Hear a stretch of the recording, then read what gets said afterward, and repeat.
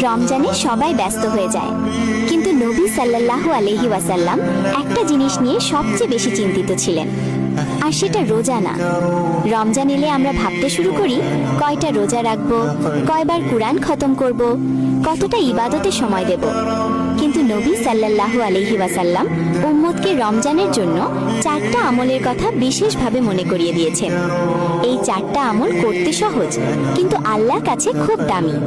প্রথম, লা ইলাহা ইল্লাল্লাহের কসরত, কারণ এই কথাটাই ঈমানকে জীবিত রাখে। দ্বিতীয়, ইস্তেগফারের কসরত। রমজান ভুল ঢাকার মাস না, রমজান ভুল মাফ করানোর মাস।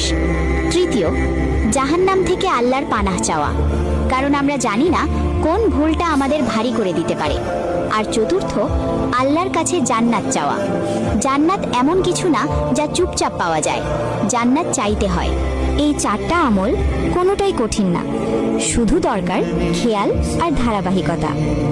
হয়তো আমরা পারফেক্ট না, কিন্তু যদি এই রমজানে এই 4টা জিনিস ধরে রাখি, হয়তো আল্লাহ এই অল্প চেষ্টাকে অনেক বড় করে কবুল করে নেবেন। আল্লাহ তাআলা আমাদের সবাইকে বেশি বেশি নেক আমল করার এবং রমজানের ফজিলত পুরোপুরি অর্জন করার তৌফিক দান করুন। আমিন।